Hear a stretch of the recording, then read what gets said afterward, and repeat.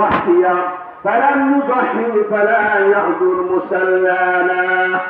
الله أكبر الله أكبر، لا إله إلا الله والله أكبر الله أكبر ولله الحمد. وقال ابن عمر الأضحية يومان بعد يوم الأضحى وعن علي مثله، وهذا بعض من الفضائل. وتعلموا من العلماء المسائل. أعوذ بالله من الشيطان الرجيم. لن ينال الله لحومها ولا دماؤها ولكن يناله التقوى منكم. كذلك سخرها لكم لتكبروا الله على ما هداكم وبشر المحسنين.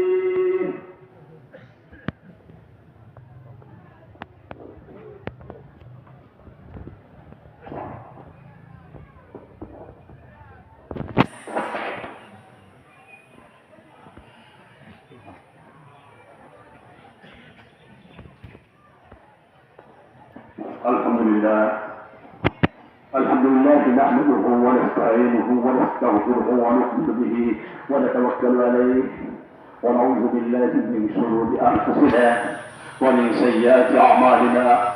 من يهده الله فلا مضل له ومن يضلل فلا هادي له ونشهد ان لا اله الا الله. দর্শক, আমরা আছি মঙ্গলহাটা ঈদগাহ ময়দানে, আর এখানে আমাদের পুরো মঙ্গলহাটার মানুষজন এখানে নামাজ পড়ে, যার কারণে أرسله بالحق بشيرا ونذيرا بين يدي الساعة. من يطع الله ورسوله فقد رشد ومن يعصهما فإنه لا يضر إلا نفسه ولا يضر الله شيئا. أعوذ بالله من الشيطان الرجيم. إن الله وملائكته يصلون على النبي يا أيها الذين آمنوا صلوا عليه وسلموا تسليما. اللهم صل على محمد عبدك ورسولك وصل على المؤمنين والمؤمنات والمسلمين والمسلمات وبارك على محمد وأزواجه وذريته. قال النبي صلى الله عليه وسلم أرحم أمتي بأمتي أبو بكر وأشدهم في أمر الله عمر وأصدقهم حياء عثمان وأقصاهم علي وفاطمة سيدة نساء أهل الجنة والحسن والحسين سيد شباب أهل الجنة وحمزة أسد الله أسد رسوله. اللهم اكفيه الأبطال وعلى به مغفرتان ظاهرة وباطنة لا تغادر ذنبا.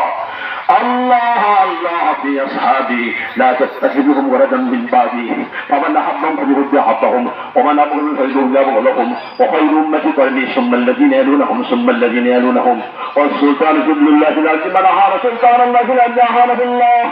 إن الله يأمر بالعدل والإحسان وإيتاء ذي القربى وينهى عن الفحشاء والمنكر والبغي يعظكم لعلكم تذكرون. فاذكروني أذكركم واشكروني ولا تكفرون. এখন আমরা কথা না বলে সূরা ফাতিহা পড়ি, সূরা ইখলাস পড়ি আর কুরসি পড়ি, এরপরে দোয়া চলে যায়। কেউ উঠেন না, দোয়া করে দেন, আল্লাহর রাস্তায় দোয়া করে দেন।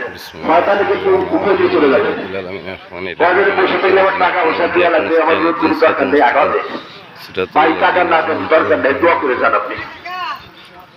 আমিন।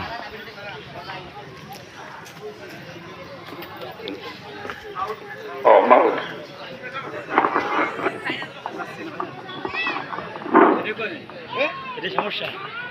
আসসালামু আলাইকুম।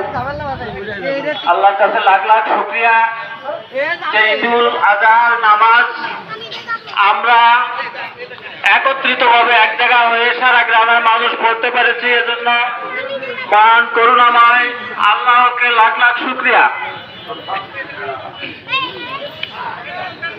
প্রিয় সুধী, প্রিয় মুসল্লিগণ, আমাদের এইখানে একটা কালেকশন হয় প্রতি বছরই, আপনারা জানেন।